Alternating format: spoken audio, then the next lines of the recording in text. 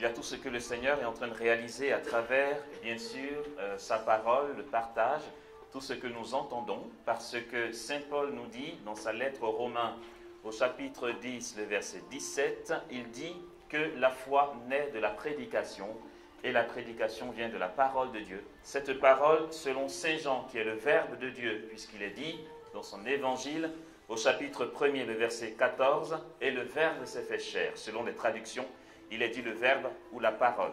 D'accord? Cette prédication qui est tirée de la parole de Dieu. Ce que nous entendons ici nous édifie notre foi et nous établit dans plus d'amour de Dieu. Le Seigneur opère donc à travers le témoignage, de sa vie, à travers l'évangile, à travers la révélation, mais on va en parler un tout petit peu pour mieux aborder un des thèmes que j'ai prévus dans cette journée. Donc dans cette révélation, dans cette parole, le Seigneur agit en nous, d'accord? Et entre autres, je dis entre autres parce que ce n'est pas le moment prophétique, même si on est à fond dans la prophétie, dans l'enseignement. J'aimerais juste faire cas d'une personne, une femme au milieu de nous qui est limite découragée. Tu es découragé et c'est un découragement qui est déjà mieux que les découragements que nous connaissons d'habitude. Tu es découragé parce que tu te dis, moi j'en peux plus, quoi, j'en peux plus, vraiment j'en peux plus. Parce que là, avec ce que nous vivons ici, ton cœur a encore bondi de joie et tu viens de prendre la décision, franchement, de vivre une vie d'intimité avec Dieu de manière radicale. Mais en même temps, tu te souviens que chaque fois que tu as dit ça, c'est retombé. C'est retombé et tu es obligé de repartir chaque fois. Et donc, tu as tellement soif de vivre enfin cet état d'intimité avec Dieu que finalement tu es découragé. Tu te dis, mais ça sert à quoi de m'emballer comme ça quand je sais que je n'aboutis pas plus que ça? Alors pour toi, le Seigneur dit que en fait, tu n'as pas à t'inquiéter. Je vais te dire pourquoi tu retombes. De la part du Seigneur, bien sûr, parce que je continue dans la prophétie. Tu retombes chaque fois parce que tu n'as pas appris à remettre à Dieu ce qu'il te donne. C'est-à-dire que tu entends une prédication dans un endroit ou dans un autre, ton cœur s'enflamme d'amour pour Dieu, tu décides de le suivre. Mais tu fais comme Pierre en fait. Saint Pierre, il aimait Jésus de tout son cœur et il dit à Jésus, même si tous t'abandonnent, moi je ne t'abandonnerai pas.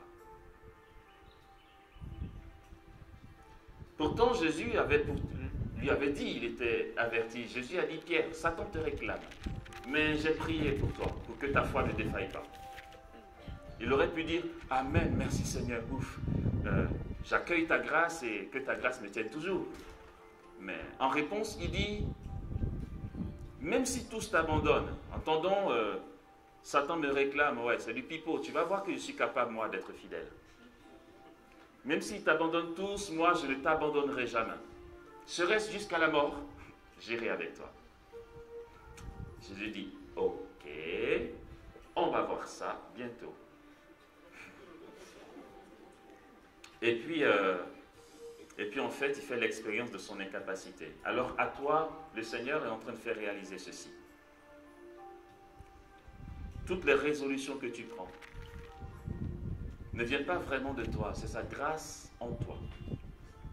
Pourtant, une fois que ton cœur est saisi par la parole que tu décides, tu ne lui remets pas ton désir. Tu fais des calculs humains pour y arriver et ça retombe. Donc je parle à cette sœur, mais prenons-le pour nous aussi.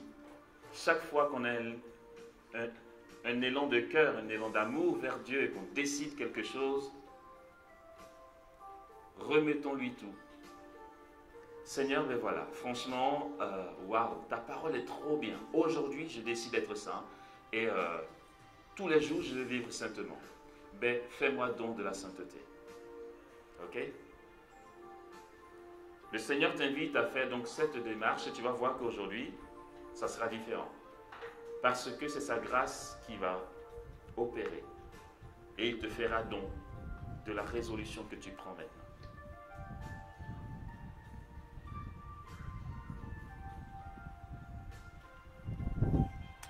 Il est dit selon l'évangéliste Luc. Certains vont dire encore, oui. Le 6e mois,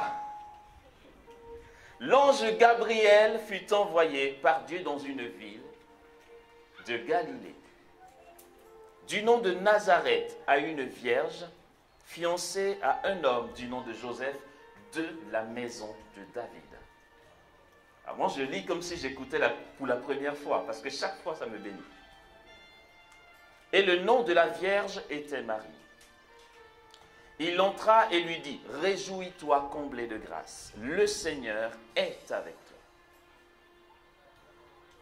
À cette parole, elle fut toute troublée, et elle se demandait ce que signifiait cette salutation.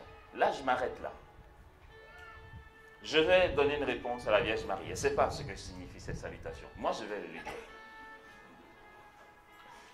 Mais je peux le dire maintenant parce qu'en fait, elle-même le sait. Et elle me l'a dit, d'accord?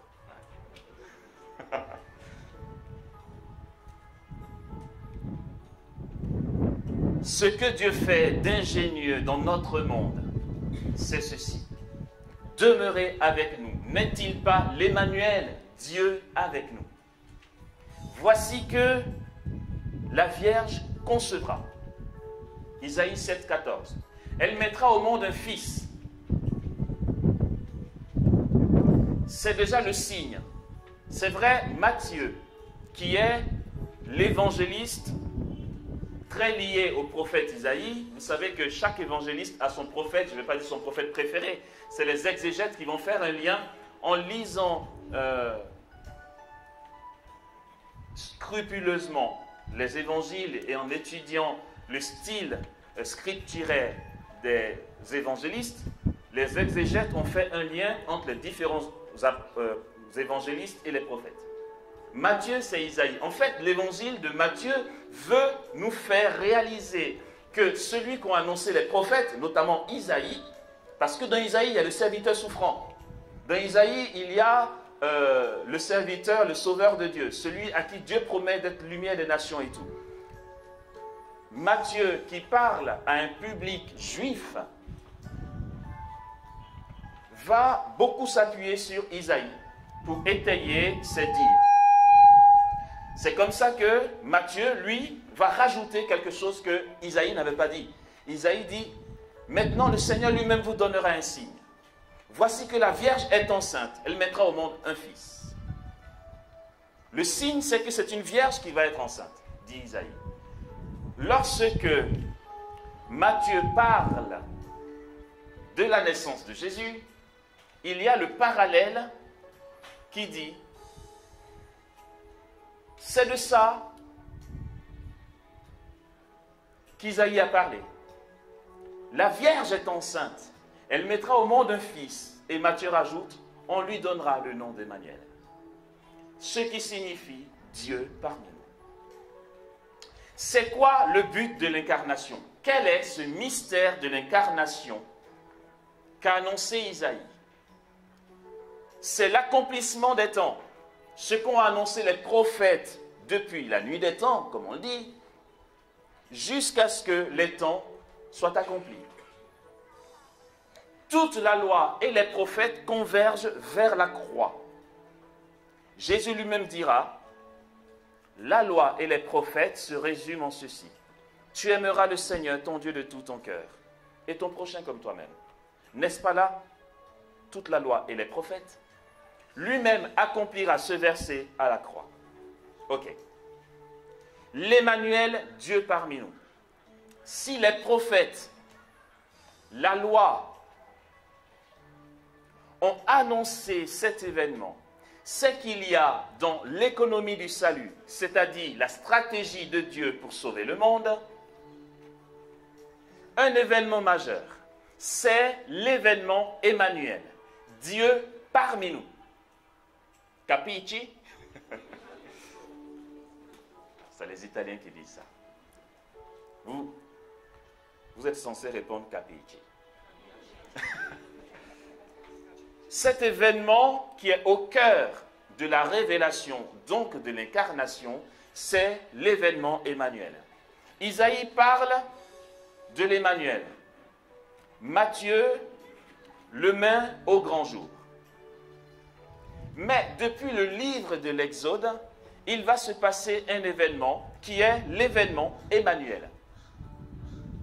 C'est Dieu qui descend lui-même au milieu de son peuple. Il demeure au milieu de son peuple. Il vient sur le Sinaï et il a une parole à donner au peuple. Sauf que sa descente au Sinaï est tellement puissante, éclatante. Ben oui, c'est normal, il est glorieux, c'est le glorieux. Que les Juifs disent à Moïse, vas-y, il va te parler. Et quand il a fini de te parler, tu nous fais la commission. Parce qu'en fait, ce que nous voyons là sur la montagne, c'est impossible pour nous d'y aller. C'était tellement puissant. Mais ce serviteur humble, l'homme le plus humble que la terre n'ait jamais porté, nous dit la Bible, sauf que quand la Bible disait ça, Marie n'était pas encore née. Moïse, audacieux, qui a déjà vécu un événement semblable, mais à une mesure un peu en dessous, quand le buisson s'est enflammé, il a conversé avec Dieu qui est descendu. Moïse va entrer donc dans cette présence de Dieu au Sinaï et va converser avec Dieu pendant 40 jours et 40 nuits. Ce qui effrayait les Juifs, Moïse l'a affronté. Il est resté au Sinaï 40 jours et 40 nuits et Dieu lui a donné la loi. Ce qu'on va appeler le décalogue, d'accord? Les 10 paroles. Quand il descend, il met en pratique ce que Dieu a dit. Il va dresser une tente. Le Seigneur dit, tu vas dresser un sanctuaire et tu vas me fabriquer des chérubins. Au milieu, tu mettras la table de la loi, la Torah que tu as reçue dans le lieu de gloire au Sinaï. Tu vas le poser sur cet autel. Tu vas dresser une tente et tu vas mettre tout ça à l'intérieur de la tente. Ce sera le lieu de mon rendez-vous avec toi. Tu n'auras plus à monter au Sinaï pour me parler. En fait, la gloire que tu as eue là-bas et la parole que tu as reçue dans la gloire, tu vas la transposer ici. Dans la parole de Dieu se trouve la manifestation de sa gloire. Moïse revient avec l'étape de la loi qu'il pose sur l'autel qu'il conçoit pour Dieu. Et le Seigneur dit, c'est là que je vais me manifester à toi. Peut-être que Moïse aurait pu se dire, c'est un souvenir de ce que j'ai vécu là-bas. Mais en fait, non. Lorsqu'il finit et qu'il obéit à la parole de Dieu, il dresse la tente et l'autel avec les chérubins et la Torah au milieu. Le jour de l'inauguration, la puissance de Dieu qui s'est manifestée au Sinaï revient encore. Il y a une telle gloire de Dieu, la nuée remplit la tente. Moïse n'a pas pu aller jusqu'au bout de la cérémonie parce que la nuée de la gloire de Dieu remplissait la tente du rendez-vous. Mais son audace va continuer. Moïse va aller jusqu'à entrer dans la tente du rendez-vous, là où il y a la gloire de Dieu qui remplit, parce que maintenant, il a été initié par Dieu lui-même. Il va demeurer dans cette tente à converser avec Dieu au point qu'il en sera transfiguré. C'est la parole de Dieu qui le dit. Quand il sortait de son entretien avec Dieu, les Juifs n'arrivaient pas à le regarder dans les yeux parce que son visage était transfiguré. L'événement Emmanuel, Dieu parmi nous. Et Isaïe annonce Dieu qui va venir. Matthieu dit, c'est l'Emmanuel. Dieu parmi nous. L'ingéniosité de Dieu pour le salut des hommes, c'est que, et il le dira à ses disciples, je ne vous laisse pas orphelins, il est hors de question que Dieu ne soit pas avec son peuple. Depuis que le péché est entré dans le monde, Dieu demeure. Comme disait un ami pasteur au Gabon, il a de ces thèmes, je vous assure, il est trop fort pour trouver les thèmes. Il vient nous voir et puis on dit, alors c'était quoi le thème aujourd'hui? Il dit aujourd'hui, le thème c'était, le propriétaire lui-même arrive. Il est trop fort, je le kiffe, je t'assure, il est plein d'idées.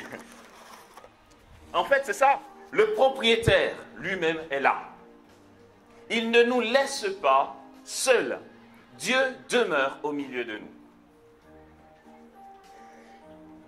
Jésus dira dans l'évangile de Matthieu, au chapitre 28, le verset 20, « Et moi, je suis avec vous pour toujours, jusqu'à la fin des temps. » Quand on revient à la salutation de l'ange, celui qui n'est pas prêt à réentendre, qui se bouche les oreilles. Moi, c'est sans scrupule que je me nourris de cette parole. Le 6e mois, l'ange Gabriel fut envoyé par Dieu dans une ville de Galilée, du nom de Nazareth, à une vierge fiancée à un homme du nom de Joseph, de la maison de David, et le nom de la vierge était Marie. Il entra et lui dit, « Réjouis-toi, comblé de grâce, le Seigneur est avec toi. » Dans cette parole, d'après l'enseignement de l'Église, le numéro 2676 du catéchisme de l'Église catholique, dans cette parole de l'ange, il y a 2 volets. Marie est comblée de grâce, d'une part, et le Seigneur est avec elle. Mais l'Église dit que les 2 paroles s'éclairent. Autrement dit, tu es comblé de grâce parce que le Seigneur est avec toi. Elle est comblée de grâce de recevoir en son sein celui qui est la source de toute grâce. Je ne vois pas comment ça peut être compliqué pour nous à comprendre. Comment peut-on imaginer que Marie ait beaucoup de grâce, mais pas comblée de grâce quand même, elle n'a pas tout. Comment voulez-vous qu'elle n'ait pas tout si elle a en son sein celui qui est la source de toutes les grâces? Est-ce que c'est difficile à comprendre? Ouais, c'est une femme quelconque, vous savez, on peut s'en passer. Marie a Dieu. N'est-ce pas Dieu que nous recherchons? Tous ceux qui cherchent la gloire, l'onction, le ministère, etc. Et là encore, je leur ai dit, là je fais de la provoque à fond, et puis à fond les ballons, d'accord? Comment peux-tu vouloir trouver Dieu et mettre Marie de côté? Celle qui, d'après les Byzantins, est la demeure de Dieu parmi les hommes. C'est un concept de l'Emmanuel. Voici ce que Dieu fait au milieu de son peuple. Il demeure avec nous. Et l'arche d'alliance, qui portait la Torah avec les chérubins, qui attirait la gloire de Dieu au milieu d'Israël, est désormais la Vierge Marie. Ce n'est pas Amos qui l'invente. Allez-y lire le catéchisme de l'Église catholique, les numéros 2676. Oh, c'est puissant! Et quand je découvre ça, je dis waouh! Mais comment ça? J'ai négligé ma mère du ciel. Mais attends, je comprends pourquoi c'est super lent d'avoir l'onction en fait.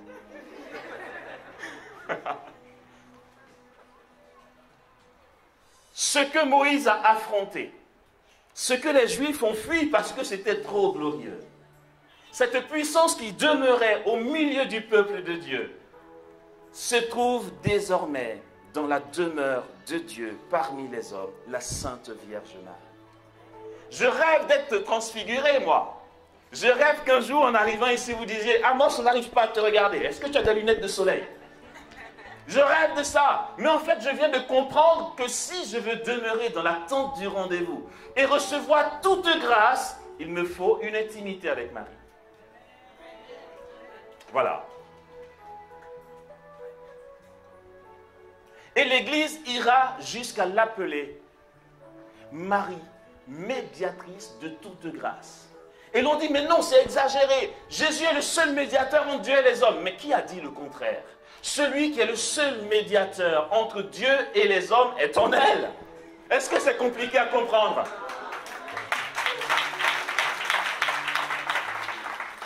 Médiatrice de toute grâce. Elle ne dit pas, ouais, j'ai des grâces à donner, je suis celle qui fait concurrence à mon fils. Non. Elle est simplement là, humble, et elle porte en son sein celui qui porte tout. Et quand Marie se déplace, c'est l'arche de l'alliance qui se déplace. Et elle porte Dieu. Et elle est sa demeure au milieu des hommes. C'est pourquoi, pour toute transfiguration, pour tout ce que nous pouvons rêver, frères et sœurs, en Dieu, nous avons Marie, celle que Dieu nous donne. Ça a été la volonté de Dieu sur sa vie. Qu'elle conçoive et qu'elle enfante Dieu. Est-ce qu'elle n'en fait pas trop? Quand même, c'est une créature. Dieu est en elle. Et donc, dans ce mystère du salut, dans cette économie du salut, dans cette stratégie de Dieu pour que nous soyons sauvés, dans l'œuvre de la révélation, depuis la loi, les prophètes, jusqu'à ce que Jésus vienne dans sa gloire, le Seigneur associe la Sainte Mère de Dieu dans tout ce qu'il fait. Parce que dans cette stratégie, il y a le concept Emmanuel. Tu enlèves Dieu au milieu de son peuple, soit il change de plan, soit tu n'es pas dans le fil d'action de Dieu pour notre salut. Et dans ce concept Emmanuel, d'après ce que dit Saint Louis-Marie Grignon de Montfort, nous avons parlé de l'époux qui, normalement, se donne tout entier à son épouse. Saint Louis-Marie Grignon de Montfort dira ceci. Comme un époux fidèle qui partage tout à son épouse, lui-même ne dit-il pas par la bouche des apôtres, de Saint Paul, c'est pourquoi l'homme quittera son père et sa mère et s'attachera à sa femme, les deux ne feront plus qu'une seule chair. Dans ces épousailles, comment voulons-nous, d'après le Saint, que Dieu lui-même ne consulte pas son épouse? Il n'y a pas la Trinité qui bosse et Marie, toc toc, oui, qu'est-ce qu'il y a? On est en réunion, tu n'as qu'à attendre. Et puis après, s'il veut, il dit à Marie ce qu'ils ont décidé, mais pas tout quand même, parce qu'elle n'est pas dans la Trinité. Marie est épouse de l'Esprit. Je ne sais pas si on voit ce que ça veut dire. Elle fait tellement un avec lui que Saint Maximilien Kolb va dire quelque chose que l'Église n'a jamais accepté. Il fait tellement l'expérience de la puissance du Saint-Esprit dans sa relation avec Marie que l'Église a du mal à accepter ces propos de Saint Maximilien Kolb. Il va dire, et c'est grave de le dire, mais c'est béni de le dire, il a vécu quelque chose, lui, pour le dire. Il va dire que Marie, je vais traduire en français après, d'accord? Que Marie est une quasi-hypostase du Saint-Esprit. Je dis ça en français. En théologie, on ne va pas dire, puisque le Père, le Fils et le Saint-Esprit sont des personnes, d'accord? Un seul Dieu en trois personnes. L'expression juste en théologie, c'est hypostase pour Dieu. On ne dit pas personne, on dit hypostase. Ok? Capici? Il va dire que Marie est une quasi-hypostase du Saint-Esprit. Waouh, c'est fort. Donc, je vais dire ça autrement. Marie est quasiment la personne du Saint-Esprit. Maximilien Kolb, mais quand même, n'exagère pas. Mais comment voulez-vous qu'il fasse la part des choses? Elle est l'épouse du Paraclet, tellement unie à elle que lorsque Marie le touche, il pense que c'est le Saint-Esprit, et quand le Saint-Esprit le touche, il voit la Sainte Vierge. Il ne sait plus quoi dire. Elle est épouse du Saint-Esprit, elle est fille du Père et mère de Jésus.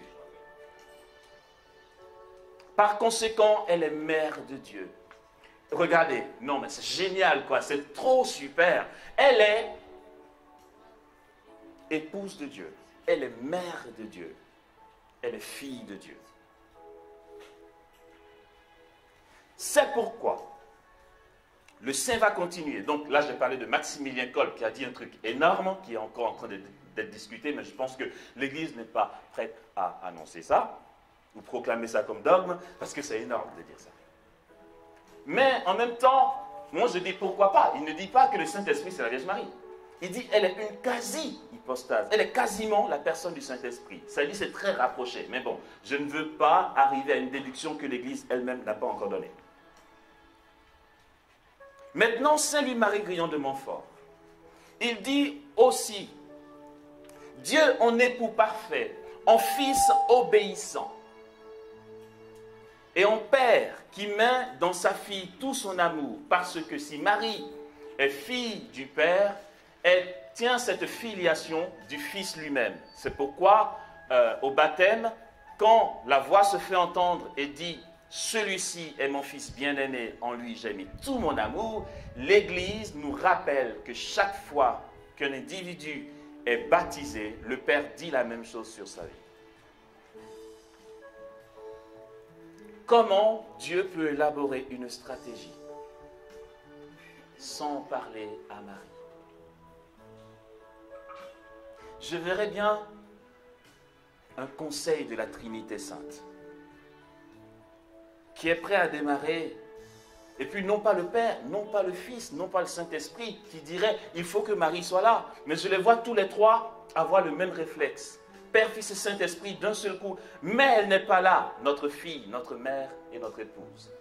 Il faut que Marie soit au cœur de Dieu et qu'il la consulte et qu'elle donne son avis et qu'il écoute l'avis de son épouse parce qu'il est un époux parfait. Il l'associe pleinement à l'œuvre du salut. Pourtant, cette épouse, qui sait qu'elle reçoit tout de son Dieu, n'a pas la grosse tête et dit pas je décide avec lui, elle reste à sa place. Je racontais pour ceux qui étaient à Blocos, si certains ici y étaient, ce témoignage, je trouve ça trop bien.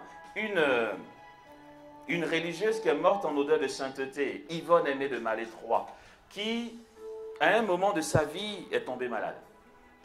Elle venait d'entrer au monastère. Elle était novice. Et elle est tombée malade. En fait, Mère Yvonne Aimée de Malétroit, on l'appelle Mère Yvonne Aimée parce qu'elle est devenue la première supérieure générale des Augustines après. Mère Yvonne Aimée de Malétroit avait une telle communion avec Jésus qu'elle avait des manifestations d'ordre mystique. Si aujourd'hui, elle n'est même pas encore vénérable, donc pas du tout bienheureuse ni sainte. C'est pourquoi? Parce que Benoît XVI, qui dans le temps était président de la congrégation pour la doctrine de la foi, s'est penché sur le dossier de Mère Yvonne Aimée et a dit « Ah non, il y a trop de choses, non, c'est trop fort. Rangez un peu le dossier, on va voir plus tard. » Parce que pour se pencher sur ce dossier, il faut des années.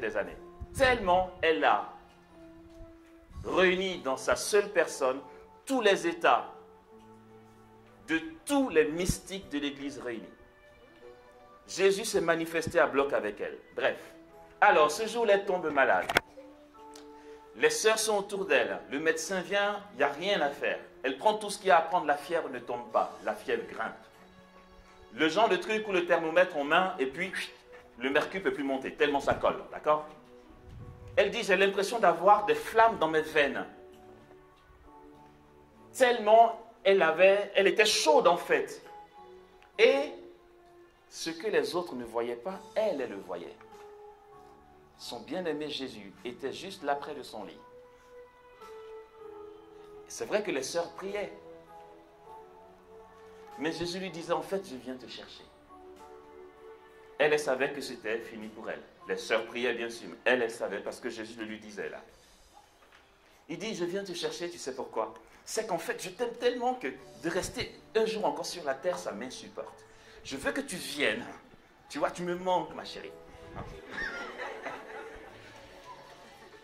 Voilà ce que Jésus lui disait. Et puis les sœurs Augustines autour, qui ne savent pas ce qui se passe, se disent, notre petite sœur est malade, on va prier. Donc, elles enchaînent les rosaires. Réjouis-toi Marie, pleine de grâce. Le Seigneur est avec toi. Elles prient. Mais sauf que, bon, là, c'est moi qui imagine. Hein. Jésus qui se dit, allez, causez toujours. Moi, je viens chercher ma chérie. Elle prie, elle prie, elle prie. Et puis, sa santé se dégrade. Le médecin n'y comprend rien. On fait venir l'évêque. On dit, elle est novice, il faut qu'elle fasse profession. Parce que là, elle va mourir. On lui fait faire profession sur son lit de malade parce que tout le monde c'est clair qu'elle va mourir. Le médecin dit que les signes vitaux ne sont plus aussi élevés. Du coup, c'est clair qu'elle va mourir. Elle était en train de mourir. Jésus l'avait décidé. À un moment, son regard se fige, comme si elle parlait à quelqu'un. Elle continuait de parler à Jésus. Les sœurs vont entendre ce qu'elle va dire, mais n'entendent pas ce que dit Jésus. Tout ce qu'ils vont entendre, c'est Yvonne Aimée qui va faire « D'accord, très bien, c'est comme tu veux. » À ce moment-là, tout disparaît. Et la fièvre, la santé revient. Et qu'est-ce qui s'est passé? Jésus est revenu lui dire, écoute, finalement, tu ne vas pas venir aujourd'hui en fait. Parce que elles ont trop prié. Ma mère est intervenue, elle m'a dit, laisse-la encore un peu.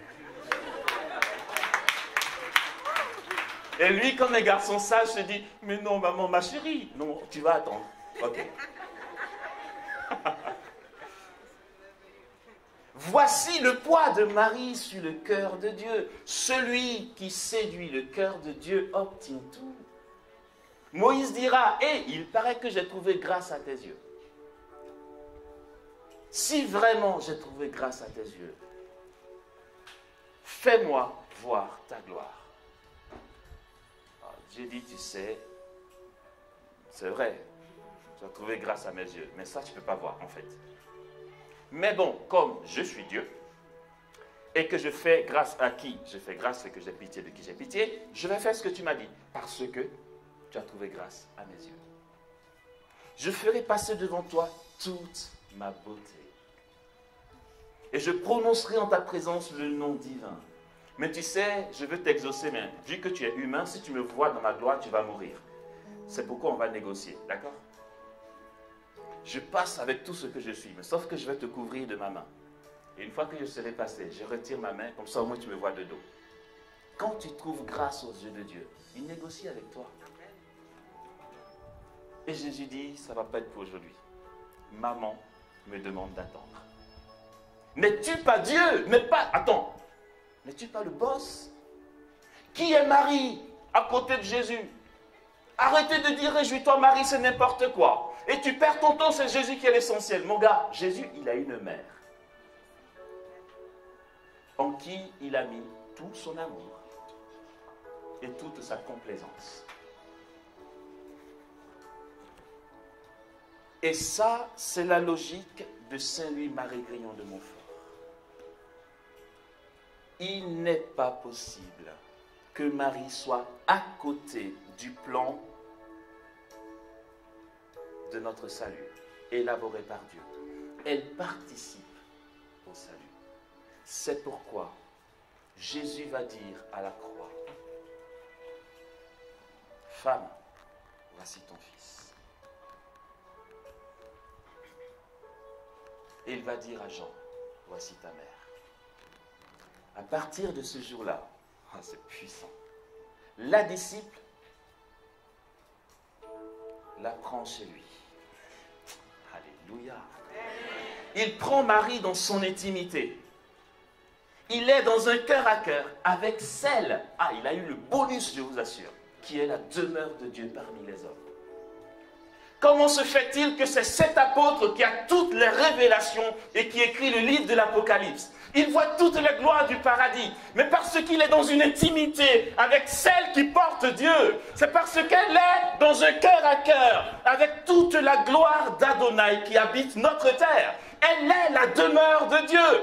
Comme Moïse est transfiguré au cœur du Sinaï pendant 40 ans, autant Jean va prendre Marie chez lui. Et là, la présence de Marie attire en soi la gloire de Dieu qui, j'allais dire, était au Sinaï. Il entre dans la révélation et c'est celui qui vit et qui goûte l'intimité réelle avec Dieu parce qu'il a été intime à celle qui est la demeure de Dieu parmi nous.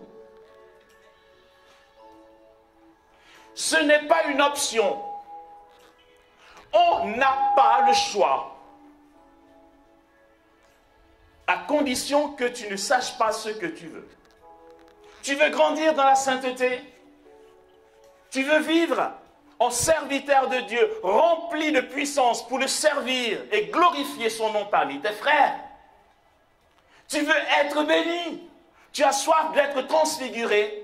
Tu veux vivre des états d'ordre mystique? Tu n'as pas le choix. Ce n'est pas une option, frères et sœurs. Elle est celle qui a été choisie par Dieu, choisie par son Père, choisie par son Fils et par son époux. Dieu ne fait rien pour notre salut aujourd'hui et actuellement sans passer par elle. Tu ne te trompes pas si tu la prends dans ton intimité. Joseph, fils de David, ne crains pas de prendre chez toi Marie, ton épouse, car ce qui se manifeste en elle vient du Saint-Esprit. De quoi avoir peur? Tu demeures en elle et tu es béni. Et tu vis des choses que tu n'aurais jamais pu imaginer.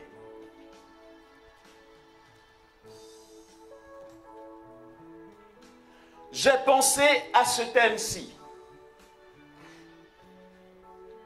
J'ai pensé nous partager ce que Saint Jean Bosco va appeler les trois blancheurs. Mais dans les trois blancheurs, il y a la blancheur de Marie, de l'hostie et du pape.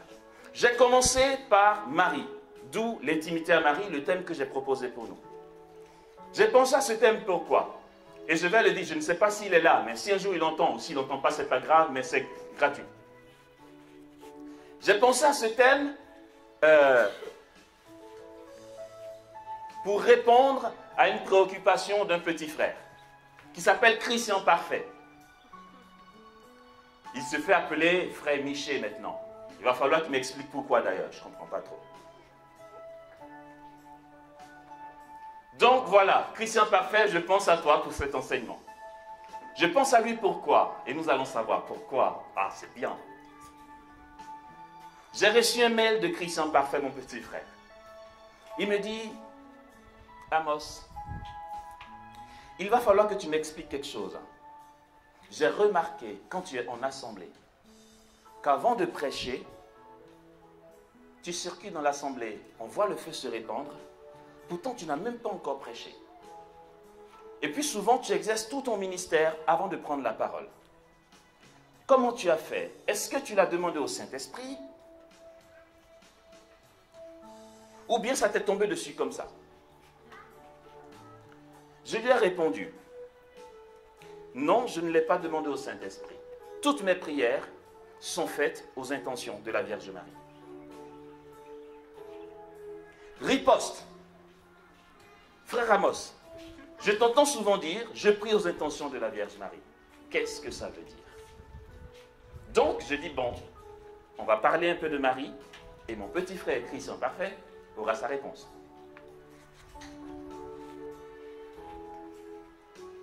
J'ai trouvé mon truc.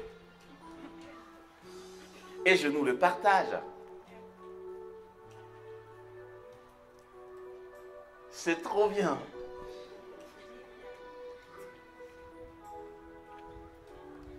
Qu'est-ce que j'ai pas fait, qu'est-ce que j'ai pas donné?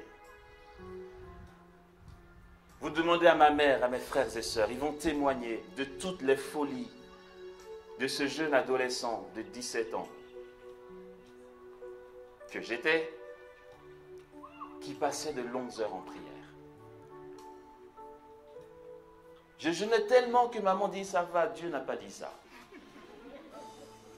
Je passais des heures dans la chapelle, dans l'oraison. Je faisais des rosaires sur des rosaires. Pour avoir quoi? Parce que je voulais avoir le charisme de parole, de connaissance. Et puis aussi, dans le temps, je ne priais pas encore en langue. J'aimais tellement ce charisme que je faisais des rosaires pour que Marie intercède, afin que l'Esprit me donne de prier en langue. Et je partais dans la chapelle toute la nuit, parce que je voulais grandir dans la vie charismatique. Je passais de longues heures de prière, parce que il y a des charismes qui me plaisaient, que je voulais avoir. J'ai pris les moyens. Je crois que la Sainte Vierge a entendu parler de moi.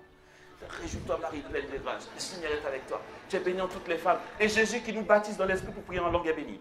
Réjouis-toi Marie, pleine de grâce. Oh, elle a vraiment entendu parler de moi. Et puis,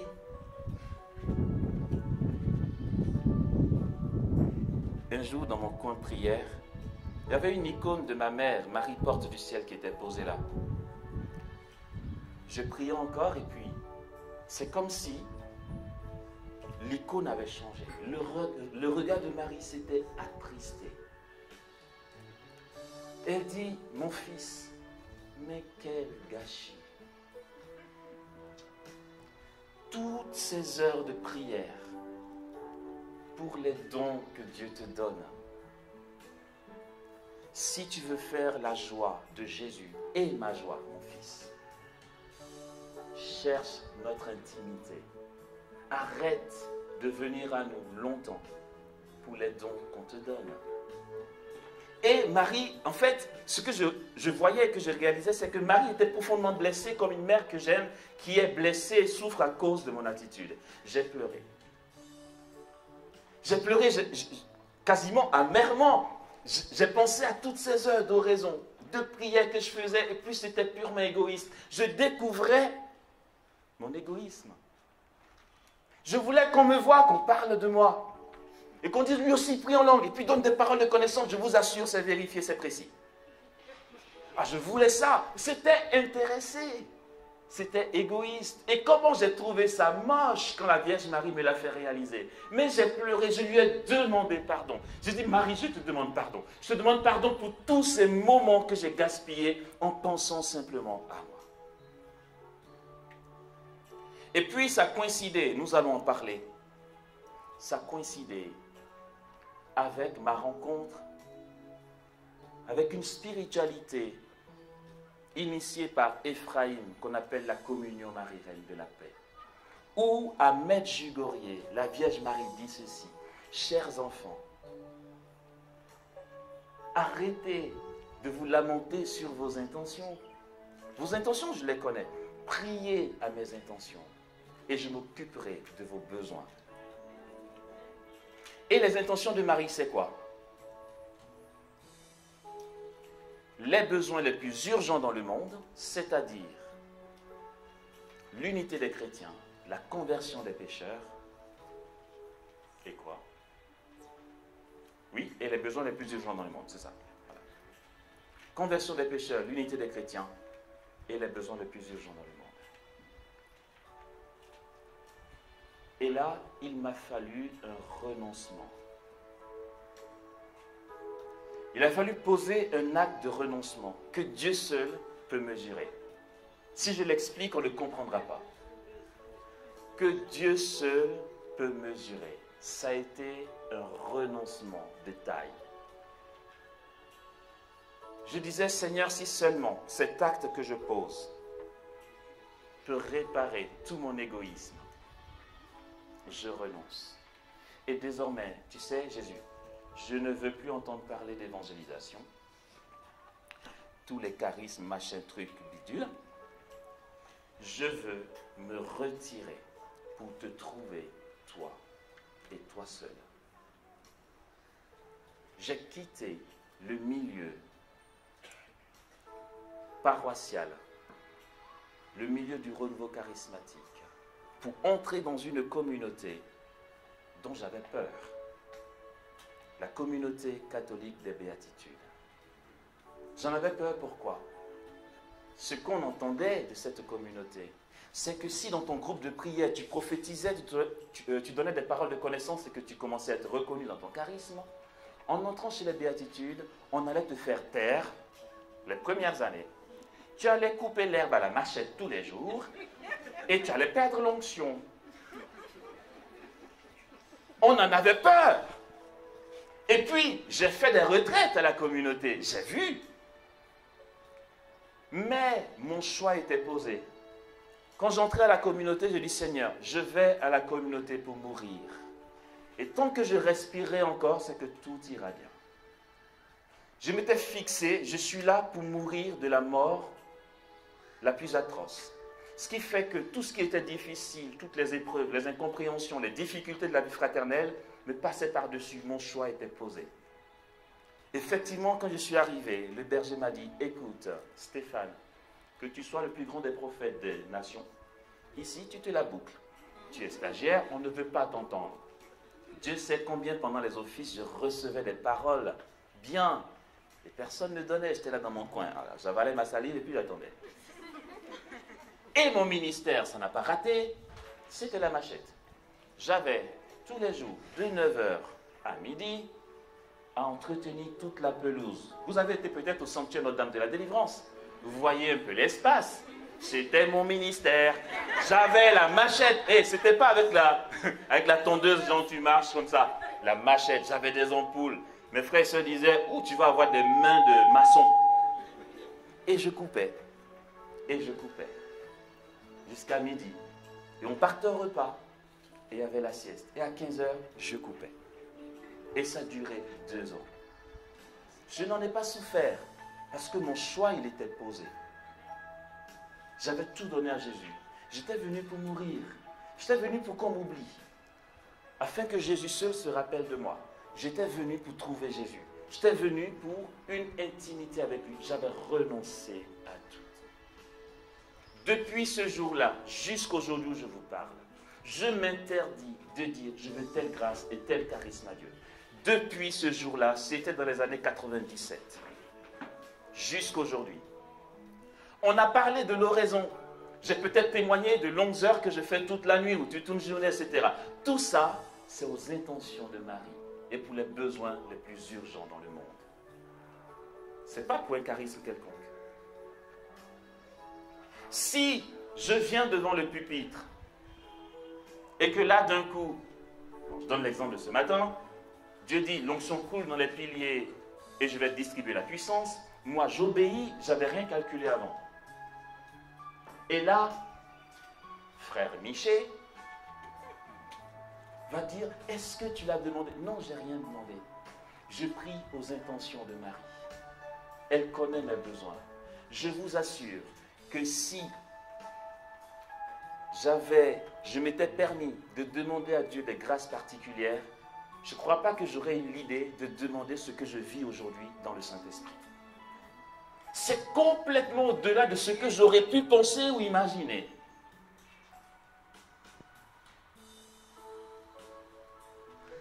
La nuit d'avant-hier, on était à Trècheville. Je donne les témoignages récents. Notre-Dame du Perpétuel Secours. Jésus m'a dit, écoute, après la prédication, on fait juste un petit truc. Tu leur donnes un enseignement. Montre-leur comment ça marche ma puissance quand je suis au milieu de son peuple. D'accord, de mon peuple. Regardez ce qui s'est passé. Et ça, je ne l'avais jamais imaginé. Ça s'appelle un bonus de la Madre. Je ne l'ai pas demandé. J'ai dit aux gens, est-ce que ça vous intéresse de savoir comment Jésus est puissant? Oui. D'accord. Faisons ça. Ok. Je leur ai dit que Jésus nous déclare dans l'évangile de Marc, vous imposerez les mains aux malades, ils seront guéris. Ok.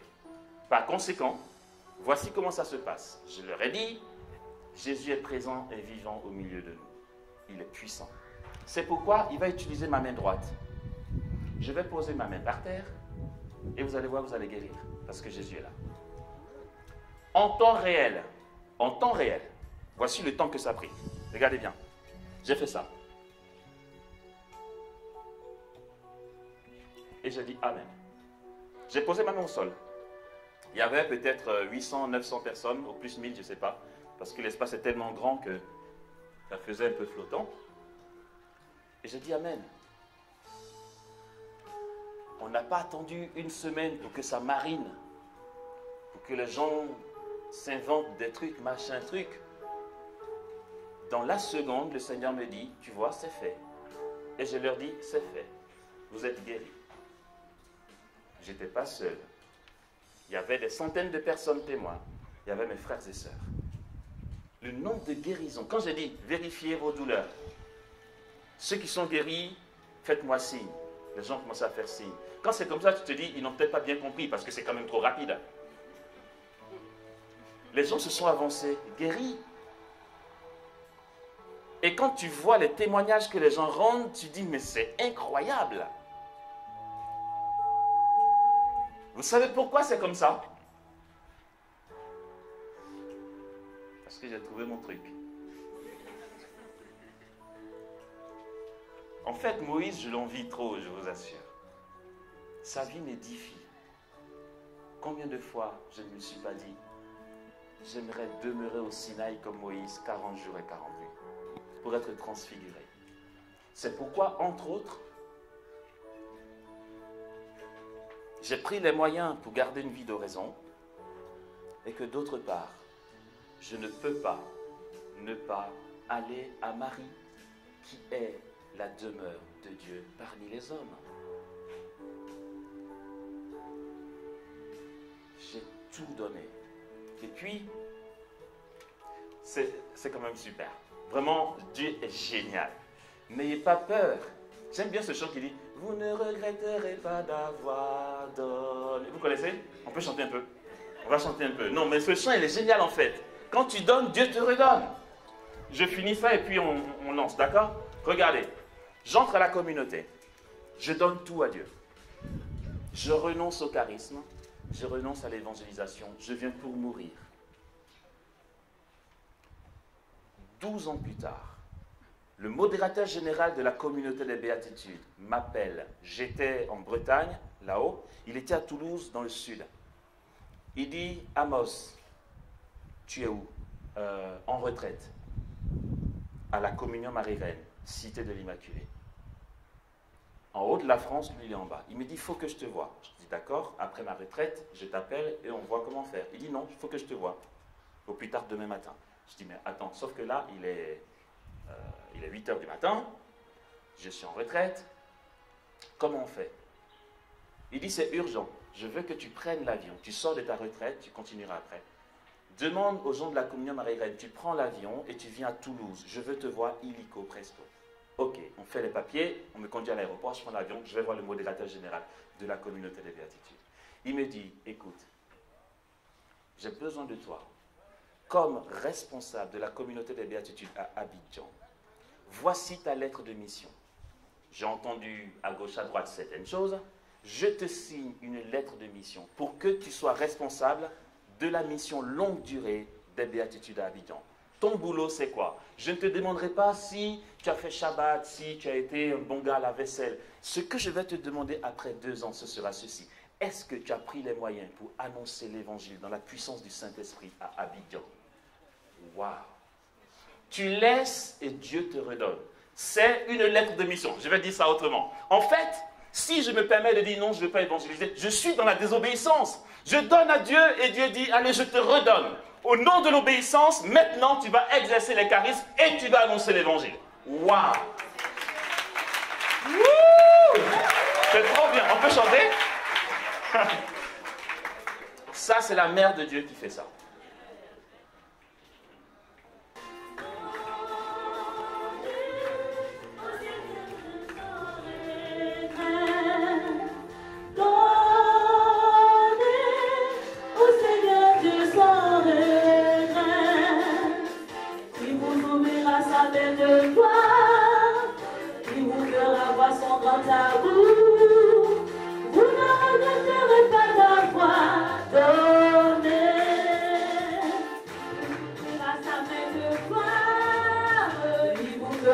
Son grand amour, vous ne regretterez pas d'avoir donné à l'éternel sans regret. Donnez à l'éternel sans regret. Donnez à l'éternel sans regret. Il vous ouvrira sa main de gloire. Vous ne regretterez pas d'avoir donné. Il vous ouvrira sa main de gloire. Il vous fera voir son grand amour. Vous ne regretterez pas d'avoir donné. Toutes les offrandes, toutes les offrandes.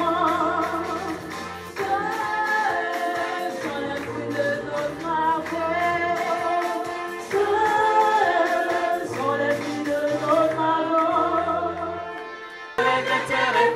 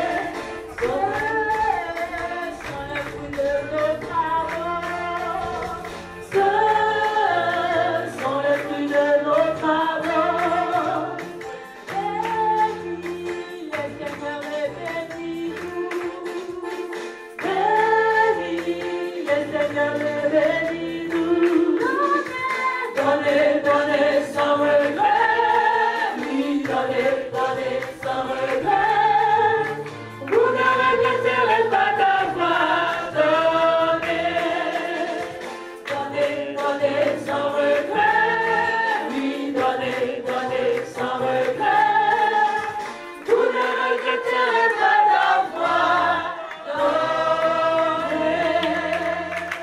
Alléluia.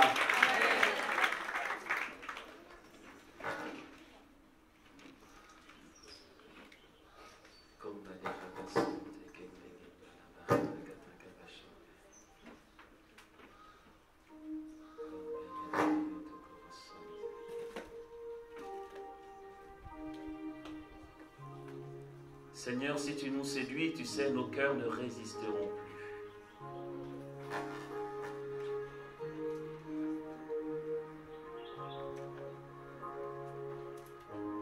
L'esprit que tu donnes à ton Église, Seigneur, qui travaille au cœur de ton Église et qui nous sanctifie, est ici.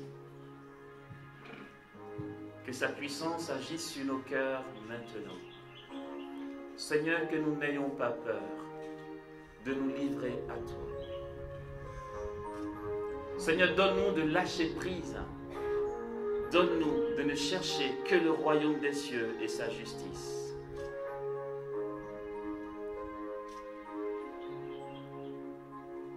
Seigneur, fais que nous comprenions que si nous nous mettons à l'école de notre Mère du ciel, toute l'abondance est en nous et à nous. Visite-nous, Seigneur.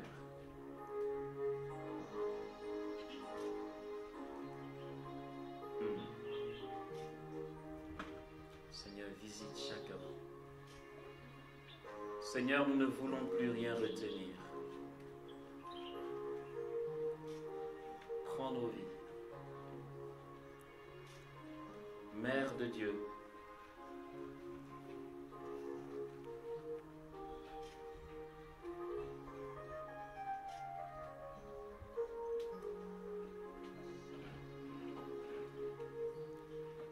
toi qui t'abandonnes à la providence, humble servante du Seigneur, ton humilité et ton abandon te vaut la gloire que nous connaissons aujourd'hui. Que peux-tu encore nous enseigner ou nous dire? Comment sommes-nous si durs d'oreille?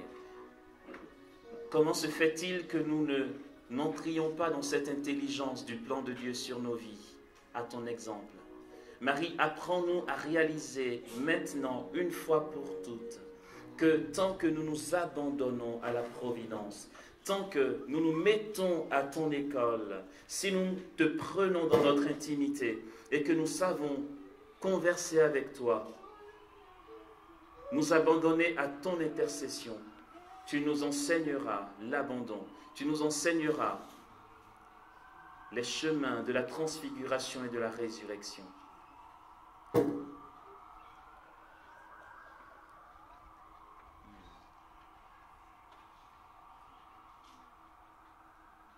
N'aie pas peur, ma fille bien-aimée, dit la Vierge Marie qui est au milieu de nous. Je suis là et tu n'as rien à craindre.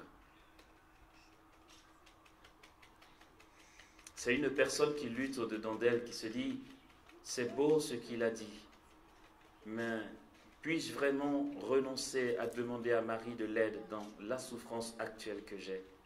Est-ce que ce n'est pas un risque de tout laisser pour prier aux intentions de Marie? Et la Sainte Vierge te dit, ma fille, ne t'inquiète pas, ne crains pas.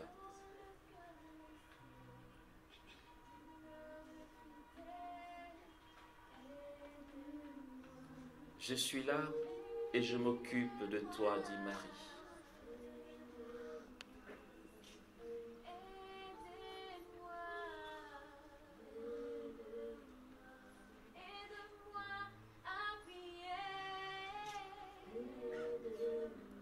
Marie, ce ne sont pas des miettes que nous voulons.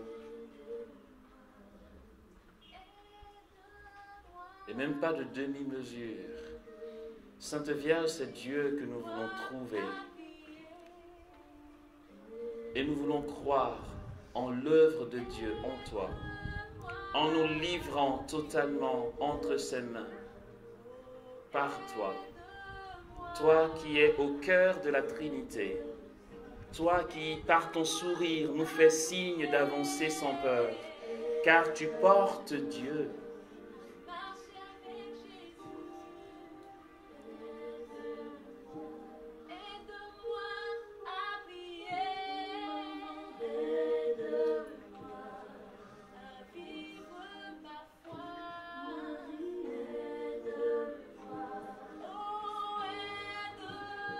Merci pour tout ce que tu fais.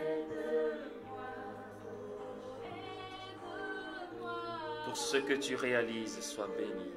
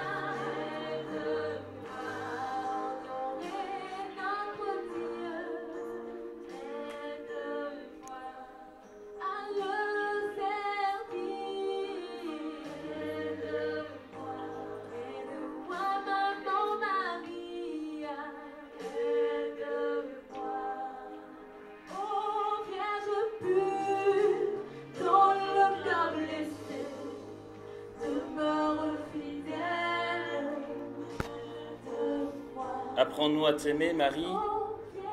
C'est une grâce que Dieu seul peut accorder. Donne-nous d'avoir les yeux ouverts sur l'œuvre de Dieu en toi, sur la manière dont il t'a comblé. Apprends-nous à reconnaître que c'est sa volonté, que nous demeurions en toi pour le trouver